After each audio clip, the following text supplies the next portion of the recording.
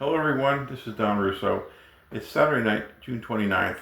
It's about 7:45. I don't usually put a timeline like that on a video. It's usually irrelevant. But the reason I put it in now is because we are a little less than 48 hours from the Thursday night, June 27th debate between Donald Trump and Joe Biden, which, as everyone knows, was a debacle, a train wreck, whatever metaphor you want to use. It was not good. And I'm not going to explore that in this video because at this point, there's pretty much of a consensus on both sides of the aisle what happened. It wasn't pretty. But immediately that night, a little after 9 o'clock, I see people coming on the air saying, it's over, the party's going to drop Biden, they're going to pick somebody else, they're going to pick Gavin Newsom, they're going to pick Michelle Obama, they're going to pick Gretchen Whitmer, and some people even said, it's time for Kamala Harris to come up to take over. It was mind-boggling. I sent out a lot of posts on Thursday night because it was so frustrating. These people who don't understand what a complicated mess this is. Now, other cooler heads are starting to prevail. Yesterday, Friday, the New York Times had a full editorial saying that it's time for Biden to step down. The bottom line is that man is not going to step down. It's becoming very clear that his wife, Dr. Jill Biden, will not allow him to step down. He won't step down.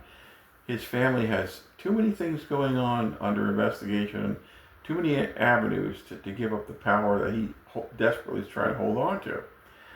So as we come into Saturday, we're reading reports late Friday night. Barack Obama is saying, his moral character is wonderful. Joe had a bad debate, but he's the man to stick with. So when Obama speaks out for Biden, it's going to really put a tamp down on all the other people who say, the party's going to replace Biden. They want to replace him. They realize they have to replace him. But there's a myriad of reasons why that cannot happen. First of all, as Darren Beattie pointed out, Darren Beattie of Revolver.News on his X account, that the Democratic National Committee has a very powerful subcommittee, the House bylaw, the Rules and Bylaws Committee. It's a relatively small number of people. It's a subunit of the Democratic National Committee, but they're the ones that have the power to juggle the rules, to amend the rules, use of elasticity on the rules. But those people, according to Darren Beattie's analysis, are all Biden people, Biden plants, Biden acolytes. The chairman of the DNC is Jamie Harrison, formerly of the South Carolina Party. He's a Biden appointee. Biden controls the DNC, just like Hillary Clinton controlled it in 2016 when Bernie Sanders was kind of denied what appeared to be his rightful shot at the nomination. So you've got that impediment arising from the DNC itself. And Biden won't step down. He knows if he steps down, he's in big trouble with so many investigative agencies, including James Comer's House Committee. Hunter's issues, he wants to retain the power to let Hunter off the hook, to pardon Hunter if necessary. Jill Biden, the First Lady, Dr. Jill Biden, she loves the trappings, the accoutrement of being the First Lady. She's not going to give it up. Reports are she's telling Joe to hang in there. She told Joe on Thursday night, Joe, you answered all the questions. And then another point is, and this was brought up very well by Charlie Kirk in his Twitter account. Charlie said that already right out of the block, there's like 3 states, Nevada, Arizona, and very soon to be Georgia, in which you cannot remove a candidate from the ballot. You can't, by statute.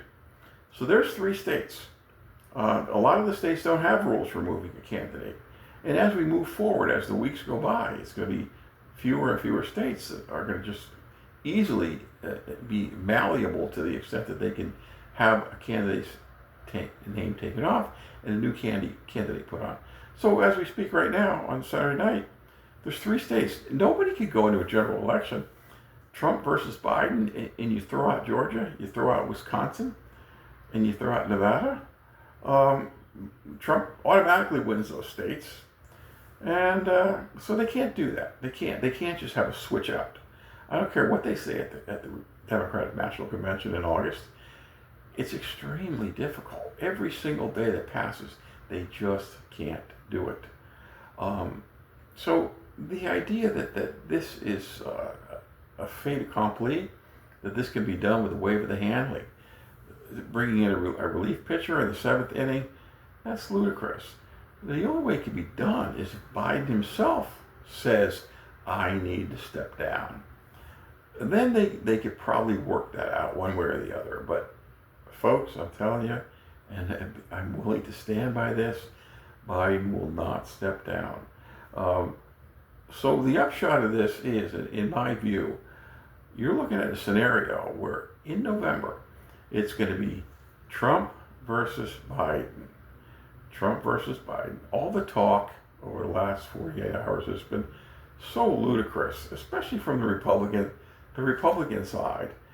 For Republicans to talk about the idea that, oh, we're going to have to face Gavin Newsom, or we're going to have to face Gretchen Whitmer. What a waste of time and what a waste of resources. This idea that they're so snake bitten and so fearful or gaslit by the legacy media that they think some big bad guy is going to come running in at the last second and take things over and steal it from Trump again. That's ludicrous. I mean, it's legally ludicrous. It doesn't wash. I'm not saying the Democrats aren't going to do all kind of things. Are they going to cheat? In my opinion, they're going to cheat. And but it's going to be Biden versus Trump, unless some kind of miracle happens. So I think it's on the upside. It's time for Republicans to realize that they are facing the political science equivalent, the famous political scientist V.O. Key, who wrote about realignment elections. 2024 may indeed be a realignment election year. Already down ballot candidates are saying that if there's this bloodbath, Trump versus Biden, Biden's at the head of the ticket. How do you think the senatorial candidates are going to fare? How do you think the congressional candidates are going to fare? How do you think the gubernatorial candidates are going to fare? A lot of these races are already close before the debate even happened. Now, you don't have to have a PhD in political science to know that there is a coattail effect. The coattail effect argument isn't like it was 100 years ago, because there's very few people that automatically pull a straight ticket. However, if you have Trump in the general election, and we already know he's a strong vote getter, if he's pulling between 5 and 10 points ahead of Biden, you could argue to me that if you're a Democrat senator candidate or Democrat Congress candidate, that doesn't matter, you'll still win on your own merits, but you know that's an insane argument to make, because, and I'm being very modest, very conservative about this, if there's a strong tide in favor of Trump, that's going to carry, I'd say, 2 to 3 percentage points at least for down ballot candidates. So if you were a down ballot candidate in a tight race, you're going to be helped a lot by Trump. I'm predicting Republicans easily take control of the Senate, easily take control of the House. They may not have veto-proof majorities, but I think they might have 56 Senate seats, and I think they may have 245 congressional seats. This is going to be powerful. And if they have Trump in the White House, they don't need to have a veto-proof minority, or veto-proof ability, because they're all going to be in lock and sync on the same type of legislative agenda. So what we need to do now is, please stop the silly, ludicrous talk about Michelle Obama, Gavin Newsom. That's just, you're making yourself look like a fool when you talk about that. It's not going to happen. It's pretty clear that with Obama coming out Friday night, the night after the debate, saying Joe is a man of high moral character, and he may have had a bad debate, but that doesn't mean that you shouldn't vote for him. Obama put the kibosh on all of this speculation about replacement candidates. I've already covered the fact that from the 50-state analysis of the election laws in 50 states, it can't be done. But to the extent they were going to try to use some kind of machinations or legerdemain or sleight of hand to take all the pledged delegates and switch them to Gretchen Whitmer or Gavin Newsom at the last minute before the convention, that's silly talk. That's absolute silly talk. Stop it. You're making, like I said, you're making yourself look like a fool. So in light of the fact there's going to be a Trump versus Biden face-off, the Republicans had better wake up and realize this is a run up the colors, run up the flag, and go for it. This is probably once in a half a century opportunity to run the table on the Democrats. For example, there's a guy in New Jersey. His name is Curtis Bashaw from Cape May, New Jersey. He won the Republican nomination for Senate. He's running against a guy named Kim. But the news this week has been that Robert Menendez, the incumbent Democrat senator, is going to run as an independent, which means that Bashaw has a shot at beating Kim.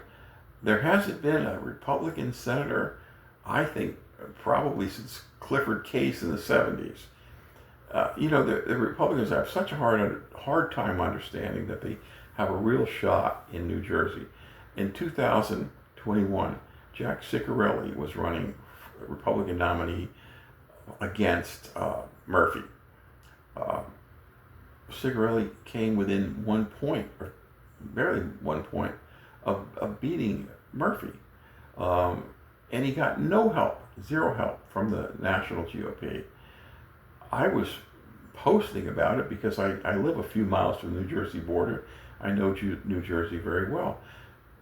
Really, you're going to win that Senate with a little help from Trump and the GOP, the RNC. Bashaw is going to win that seat.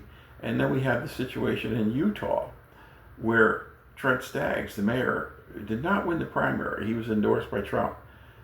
Forget that rancor that may have arisen from that and realize that Utah is a strong conservative Republican bastion, and go all out to make sure that the Republicans take that seat, retain the seat that the ultimate rhino Mitt Romney now has.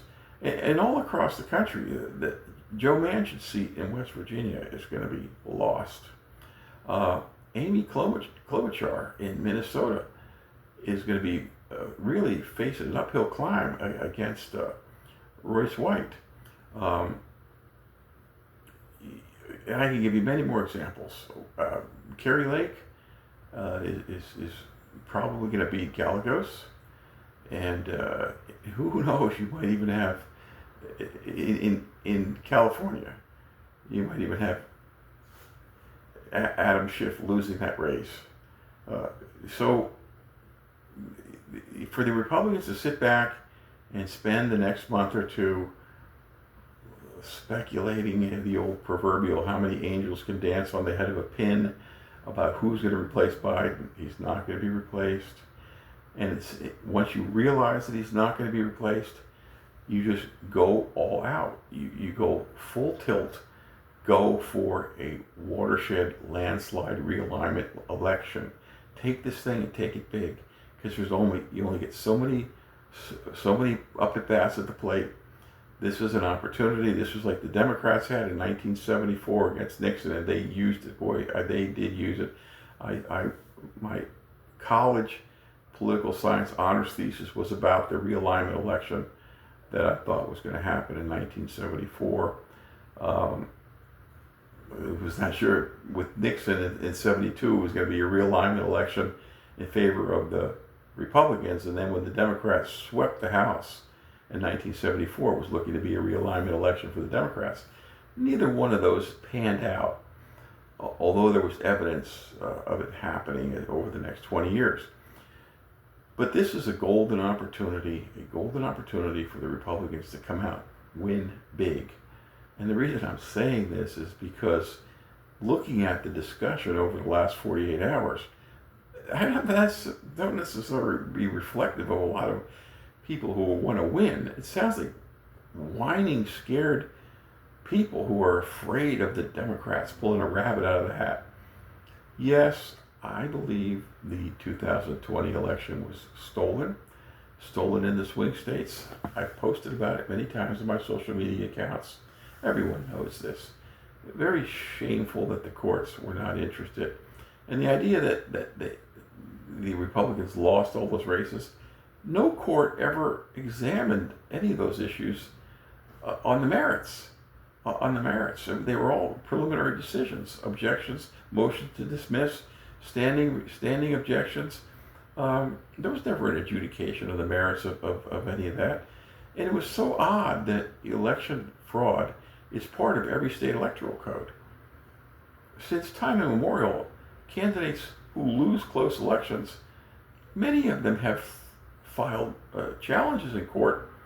There was a state senator in Philadelphia about 30 years ago who was put into office by the Pennsylvania Supreme Court because of massive vote fraud in his district. I think his name is Marks, but I'd have to look that up. But all of a sudden then in 2020, election fraud is something never heard about from the courts. Carrie Lake filed her objections in 2022 against the governor's race. She followed explicitly the requirements of the Arizona election code. And the courts didn't seem extremely interested in pursuing that. My point being that this canard about courts didn't want to look at election fraud. Then why in the world do you have every state election code having all these provisions for challenging fraud? It's not like this was invented by Trump or the Republicans in 2020. This has been done forever. Everybody uses the example of Nixon and Kennedy in Hawaii in 1960, but that would bring us into the fake elector question, which I've dealt with in other postings and other issues. So, good news about the debate. For the Republican perspective, disaster for Biden. Bad news for those who are pontificating about a replacement candidate. It's not going to happen. It's going to be Trump versus Biden. Deal with it and make the best of it because it's an opportunity. Thank you.